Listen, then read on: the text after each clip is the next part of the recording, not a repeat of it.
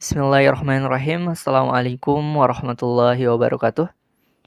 Alhamdulillah kita bisa bertemu kembali di mata pelajaran Sejarah Peminatan kelas 10 ya.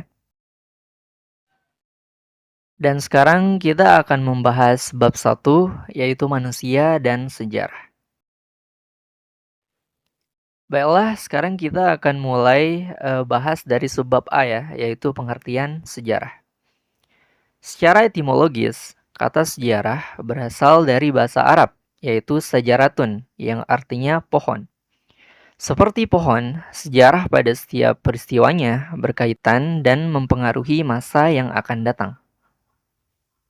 Oke, kita lanjut ke pengertian sejarah menurut para ahli. Nah, jadi di sini ada 4 pengertian sejarah menurut para ahli ya. Jadi kita mulai dari yang pertama yaitu menurut Herodotus. Menurut Herodotus, sejarah bukan berkembang dan bergerak lurus ke depan dengan tujuan yang pasti, melainkan melingkar yang tinggi rendahnya disebabkan oleh keadaan manusia. Selanjutnya yang kedua menurut Ibnu Khaldun. Menurut Ibnu Khaldun, sejarah sebagai catatan tentang manusia dan peradabannya dengan seluruh proses perubahan secara nyata dengan segala sebab dan akibatnya. Selanjutnya menurut para ahli yang ketiga ya, yaitu menurut Sartono Kartodirjo. Jadi menurut Sartono Kartodirjo, sejarah itu dibatasi oleh dua hal. Sejarah dalam arti objektif dan subjektif. Nah, secara objektif menunjuk pada peristiwa atau kejadian itu sendiri. Dan secara subjektif, sejarah yang telah ditulis oleh sejarawan. Oke, dan menurut para ahli yang terakhir ya, menurut Muhammad Yamin, jadi beliau bilang, sejarah adalah ilmu pengetahuan yang disusun atas hasil penyelidikan dari berbagai peristiwa yang dapat dibuktikan kebenarannya. Oke, jadi dari beberapa definisi yang tadi ya, bisa kita simpulkan kalau sejarah adalah rekonstruksi peristiwa masa lalu yang bersifat penting, abadi, dan unik yang benar-benar terjadi dan berisi segala kegiatan manusia. Rekonstruksi tersebut berasal dari hasil kesimpulan data-data yang telah teruji. Nah, jadi dengan memahami definisi dari berbagai tokoh ya, kita tahu bahwa sejarah bukan hanya sebuah cerita, melainkan ilmu yang menyelidiki masa lalu secara ilmiah. Baiklah, kita lanjut ke subbab B, yaitu peranan manusia dalam sejarah. Nah, jadi manusia menjadi penggerak sejarah. Perannya dalam peristiwa sejarah layaknya pemeran utama dalam drama. Nah, kalian bisa perhatikan gambar di sebelah kanan ya. Nah, jadi dari ketiga gambar tersebut adalah tokoh-tokoh sejarah dunia ya. Nah, jadi yang sebelah kiri itu adalah James Watt atau penemu mesin uap. Kemudian yang di tengah itu adalah Thomas Alva Edison, yaitu penemu lampu pijar. Dan yang di sebelah kanan itu adalah Niels Bohr atau penemu partikel atom. Nah, jadi selain karena tindakan orang-orang besar, inovasi atau penemuan-penemuan di bidang ilmu pengetahuan dan teknologi itu dapat mempengaruhi gerak sejarah seperti yang dilakukan para tokoh di atas. Nah, jadi sejarah itu tidak akan berjalan tanpa manusia. Nah, tindakan manusia, baik itu pemimpin, ilmuwan, ataupun tokoh politik ya, itu menjadi pendorong utama sebuah perubahan di dalam sejarah.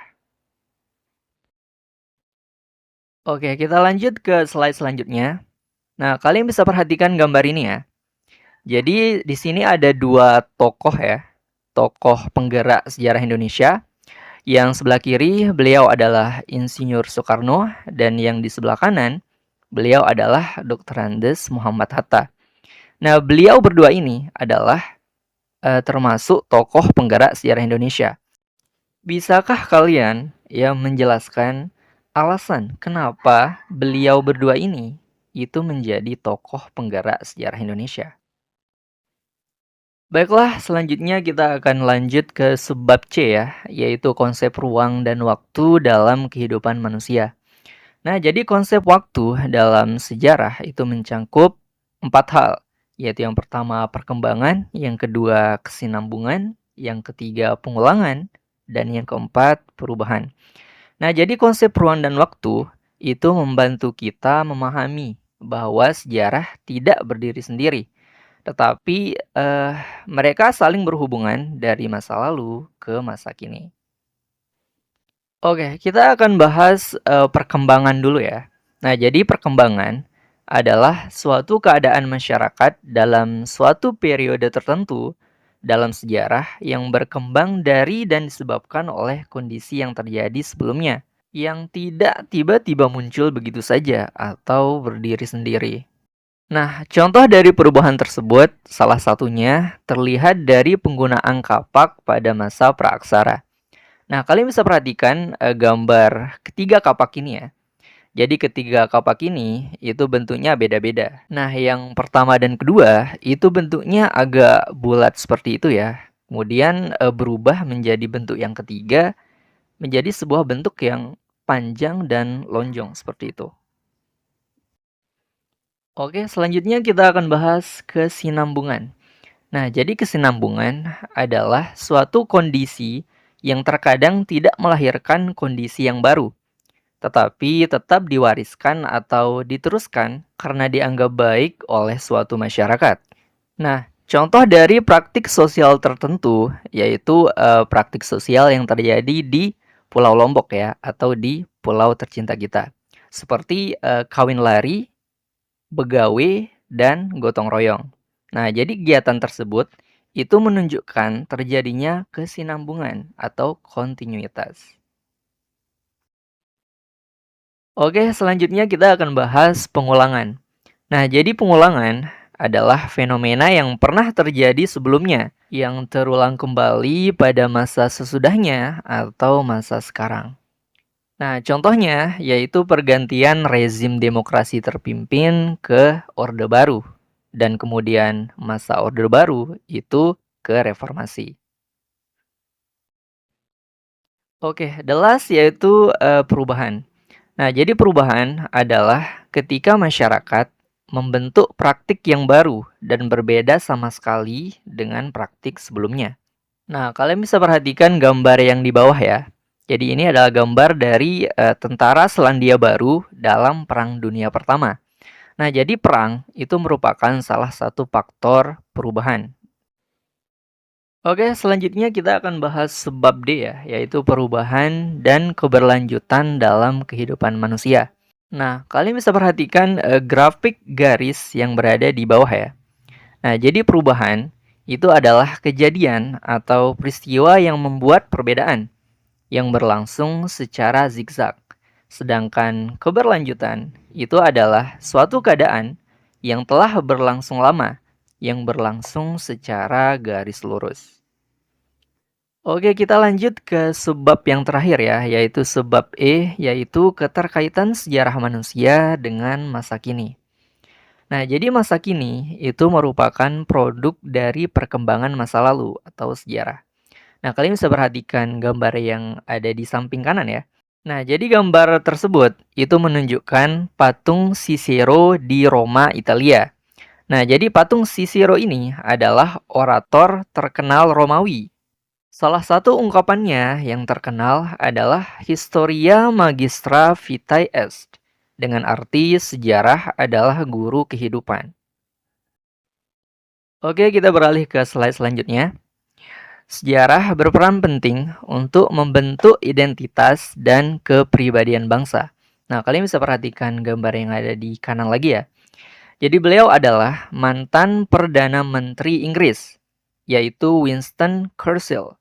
Beliau mengatakan, satu-satunya hal yang kita pelajari dari sejarah adalah bahwa kita tidak benar-benar belajar darinya. Oke, kita next ke slide selanjutnya. Sejarah mengajarkan kepada kita untuk memahami masyarakat dan bangsa sendiri dan juga mengenal bangsa-bangsa lain. Nah, kalian bisa perhatikan gambar yang ada di sebelah kanan lagi ya. Nah, jadi di sini ada 3 tokoh. Ya, tokoh yang pertama adalah Mahatma Gandhi ya. Jadi beliau adalah pejuang kemerdekaan India. Kemudian yang di tengah adalah Sun Yat-sen, yaitu tokoh nasionalis Tiongkok. Kemudian yang di sebelah kanan ya, beliau adalah Nelson Mandela, yaitu seorang revolusioner anti-apartheid Afrika Selatan. Nah, jadi dengan mengenal tokoh-tokoh dunia, kita dapat banyak belajar dari pemikiran dan perjuangan bangsa-bangsa mereka. Dan akhirnya kita udah sampai di slide yang terakhir. Nah, jadi sejarah melatih kita untuk berpikir holistik atau berpikir secara menyeluruh dan multi perspektif dalam memandang suatu peristiwa. Baiklah adik-adik semua, pembahasan untuk bab 1 mata pelajaran sejarah kita sudah selesai. Dan sampai jumpa di bab yang selanjutnya, yaitu bab 2.